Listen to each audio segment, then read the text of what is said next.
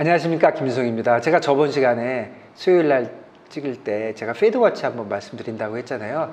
제가 사실 다른 방송에서 얘기 좀 했습니다. 3프로에서도 하고 연합뉴스에도 하고 그랬는데, 아무래도 방송은 좀 편하지가 않으니까 오늘 좀 편하게, 아시는 분들은 오늘 이거 안 보셔도 되고요. 혹시라도 못 보신 분들은 한번 보시면 좋을 것 같아요. 제가 말씀드리고자 하는 건 뭐냐면, 이 페드워치에서 보는 이 그래프들이 1번 설문조사 아닙니다.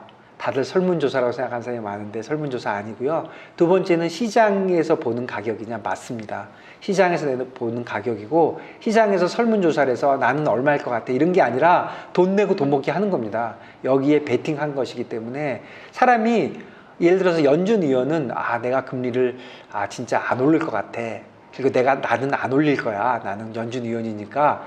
그렇지만 말할 때는 금리 안 오른다 그러면 기대 인플레이션이 올라갈까봐 나 올릴 거야 이렇게 말을 할 수가 있잖아요. 사람이 겉과 속이 다를 수가 있잖아요. 사실 많은 사람이 그런 거 아닙니까? 그런데 금융시장에서 돈 내고 돈 먹기 할 때는 그런 거 잘 안 통해요. 여러분들 올릴 것 같은데 낮은 데다 베팅하는 사람이 있습니까? 돈 내고. 그러니까 이거는 시장의 생각이다 이렇게 보시면 되는데, 제가 이 페드워치를 한번 켜볼게요. 페드워치 키는 방법은 되게 쉽습니다. 제가 그냥 한번 해볼까요? 구글에서 여기다가 페드워치라고 그냥 치시면 돼요. 페드워치 찍 누르시면요, 제가 너무 쉽게 합니까? 여기 페드워치 툴 나오거든요. 이거 누르면 그냥 나옵니다. 이렇게 그냥 바로 나와요. 그리고 보면 요 초가 변하고 있잖아요. 그러니까 업데이트 되고 있는 겁니다. 제가 가끔 보면 요 밑에 업데이트가 언제 돼 있다 이런 게 여기 나와요. 데이터 에즈 오브 5월 30. 그래서 이거 업데이트 안 된 건가 그랬는데 아니에요. 요것만 움직이면 업데이트 되는 거더라고요. 그러니까 밑에 보지 마시고요. 요 초만 움직이고 있으면 업데이트 되는 겁니다.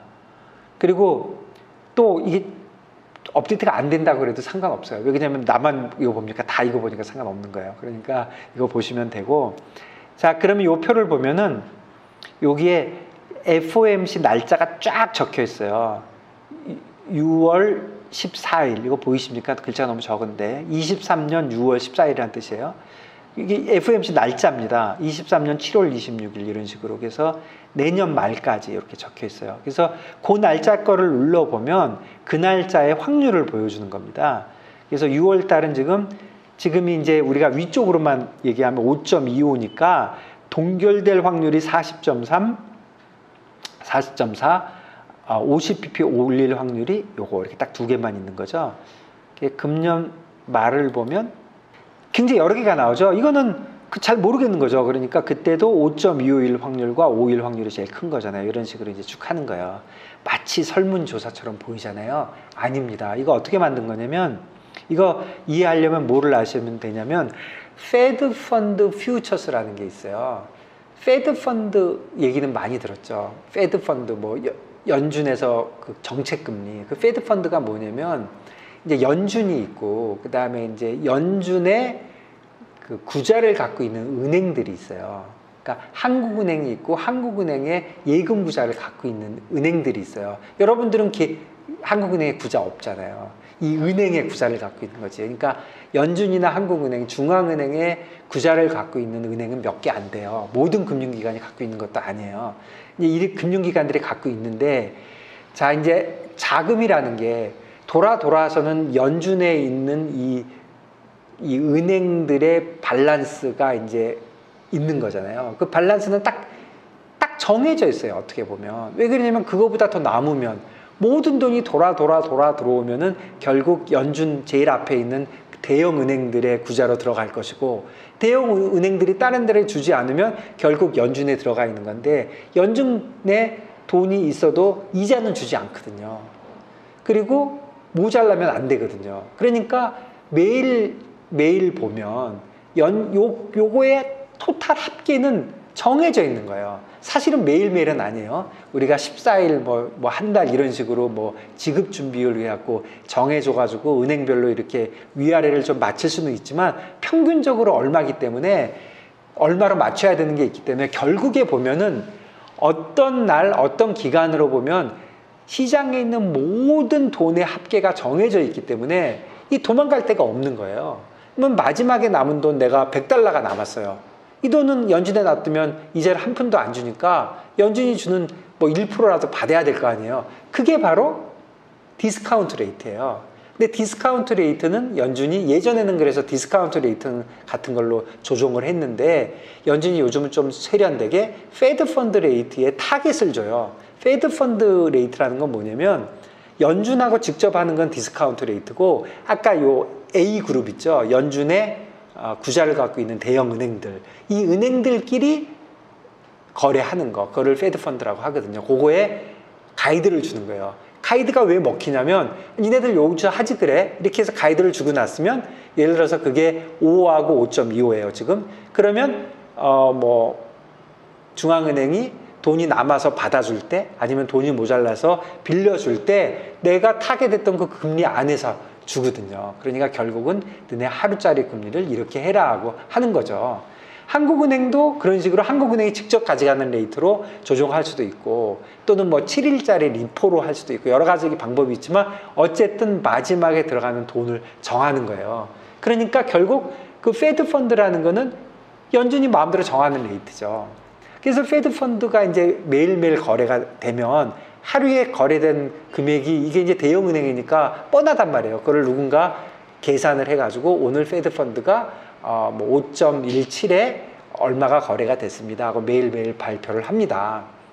페드 펀드 레이트 퓨처스라는 건 뭐냐면요. CME에서 만든 건데 들어가 보시면 지금이 5월 31일이잖아요. 오늘이 마지막 5월 달 마지막 거래하는 날이에요. 그러니까 5월 31일이면 헷갈리니까 내가 만일에 5월 2일이다 이렇게 들어가 있으면 그달 5월 달부터 5, 6, 7, 8, 9에서 쫙 있습니다. 한 2년이 있던가 그래요. 그럼 어떻게 하는 거냐면 진짜 단순 무식하게 하는 겁니다. 내가 7월 달 거를 뭐 5.25에 사자가 있고 5.26에 뭐 팔자가 있어요. 그래서 내가 5.25보다 내가 높을 거야 이렇게 베팅을 하는 거예요. 퓨처스에서. 그러면 그리고 내가 해놓고서 난 잊어버리고 있었다고 치면은 7월 1일부터 7월 31일까지 매일매일 페드 펀드가 거래가 될 거잖아요. 은행 간에. 그걸 매일매일 적어요. 그래서 평균을 내봐요. 그러면 답이 나올 거잖아요. 언제 나올까요? 7월 달 거면 8월 1일 날 7월 31일 날 밤에 나오겠죠.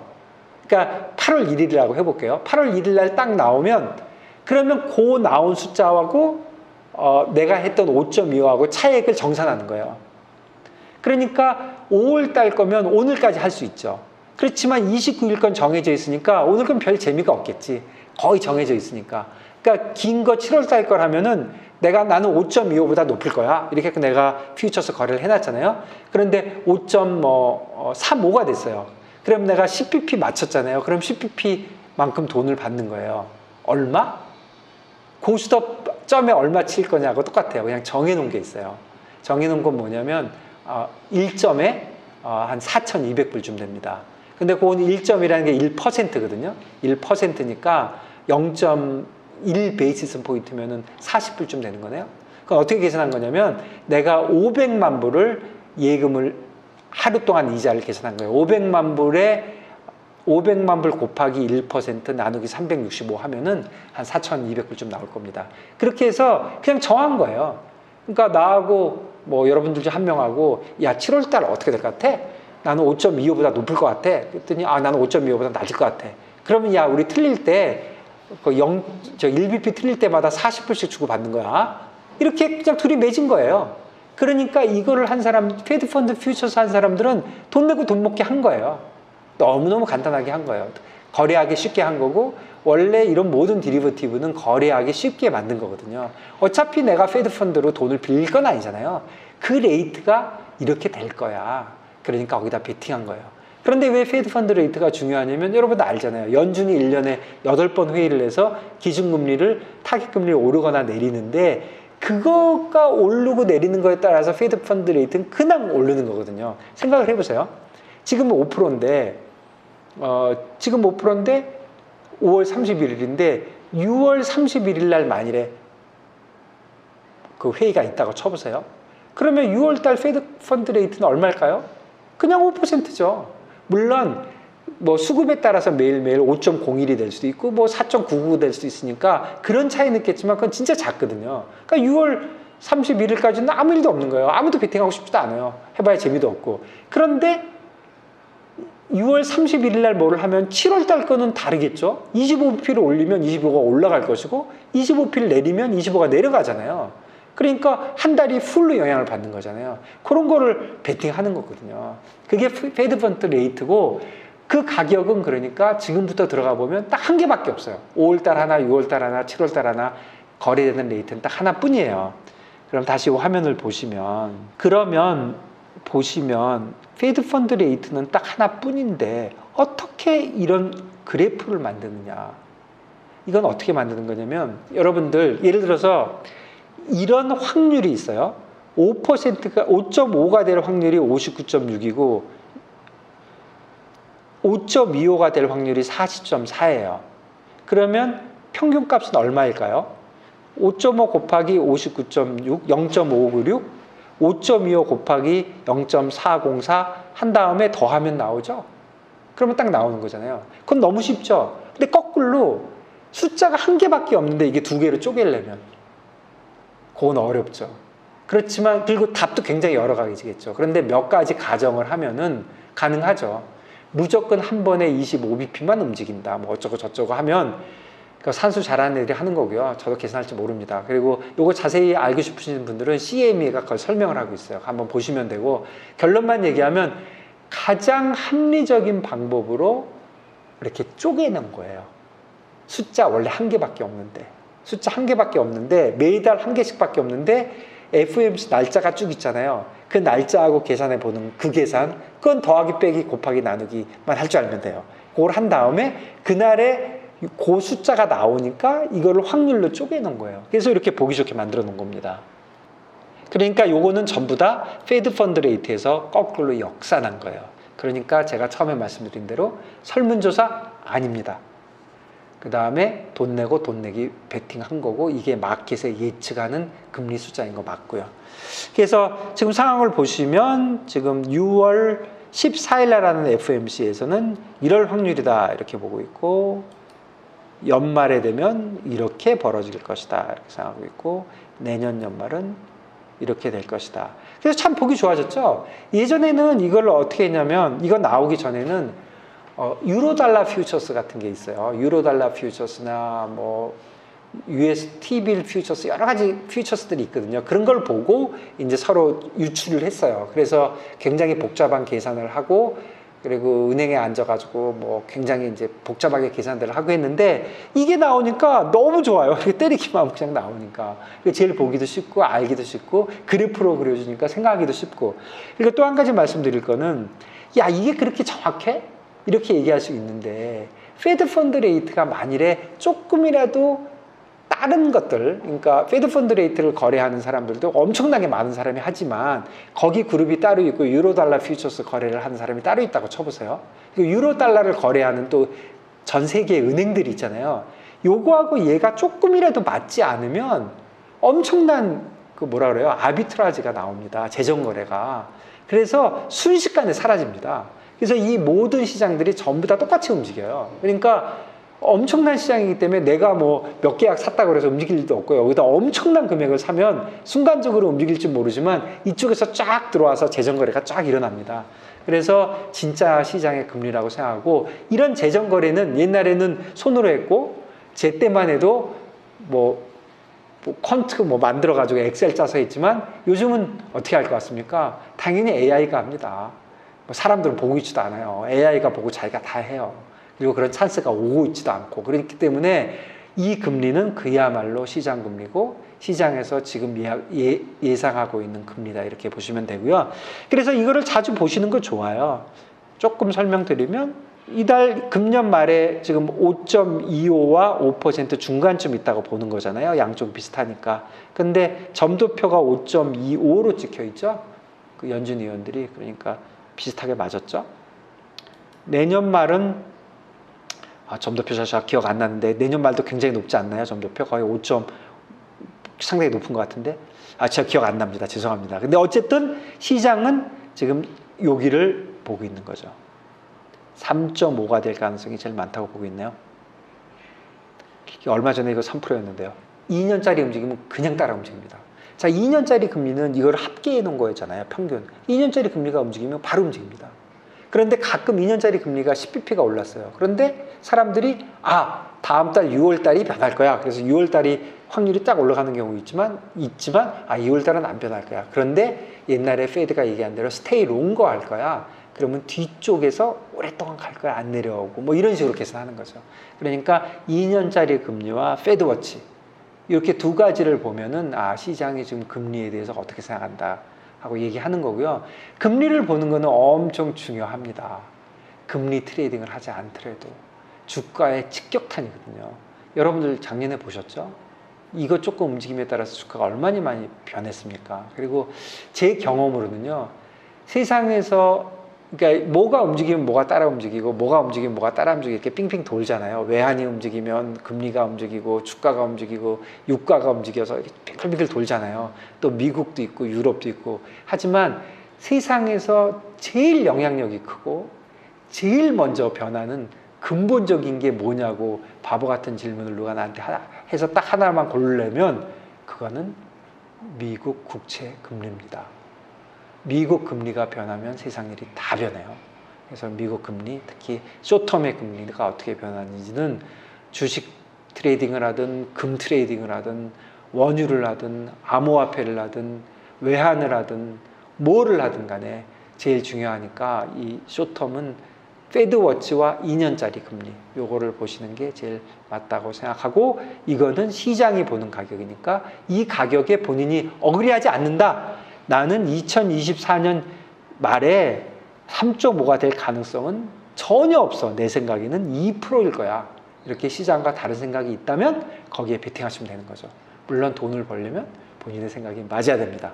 그런데 지금 5.25인데 2년 후에는 금리가 분명히 내려갈 거야. 4.5로. 그러니까 난 금리 내려가는 거에 베팅할 거야. 이렇게 생각하시면 틀린 거예요. 2년 후에는 3.5로 돼 있어요, 이미. 그러니까 내가 4.5로 생각한다면 나는 지금 금리가 올라갈 거라고 생각하는 거예요. 그러니까 나의 생각은 항상 그때에 맞는 금리 대비를 하는 겁니다. 그러니까 이자율이 내려갈 거라고 이미 돼 있기 때문에 내년 말에 지금 그래프를 보시면 3.5보다 더 높다고 생각하시면 사야 되는지 팔아야 되는지 생각해 봐야 되지만 항상 비교되는 값은 이 값이다. 시장의 평균 값이다. 그래서 예전에 이걸 보기 위해서 포워드 커브라는 걸 많이 그렸는데 뭐 그런 방법도 있지만 단순 무식하고 보기 쉬운 이 확률표가 도움이 된다. 이거 개인 경우에는 사실은 이게 도움이 되는 것 같아요. 저 같은 경우는 유로달러 퓨처스나 미국 국채 퓨처스 같은 거를 보기도 했어요. 제가 트레이딩을 할 때는 금리를 굉장히 정교하게 트레이딩을 하니까. 그런데 주식 거래를 하기 위한 참고를 한다든가 이런 거라면 이걸로 충분하거든요. 그러니까 이걸 항상 친구처럼 이렇게 보시면 사실 재밌습니다. 이거 보면 쭉 보시고 그 다음에 이런 이 인베스트먼트닷컴 이런 데서 2년짜리 금리 보는 거 제가 다시 한 번만 보여드릴게요. 이거 되게 공짜니까요. 되게 쉬운데 잘 움직이지만 선물에 가서 하는 게 제일 쉬워요. 왜냐하면 다 선물에서 역산하거든요. 이것도 선물에서 역산하는 게 제일 정확합니다. 그래서 여기다가 하나만 외워보세요. 미국 거니까 US고요. 2년짜리니까 2년 Y고 트레저리인데, 그런데 수익률로 보고 싶잖아요. 그러면 니콜 X입니다. 요겁니다. 요거 누르면 수익률로 이렇게 쫙 뜨거든요. 요 그래프를 항상 열심히 보시고 어저께 S&P하고 나스닥이 어떻게 변했는지도 보셔야 되지만 이것도 항상 보시면 좋습니다. 이거를 보는 게 조금 맞힐 수 있는 확률을 요만큼이라도 높여줄 수 있지 않나 그런 생각이 듭니다.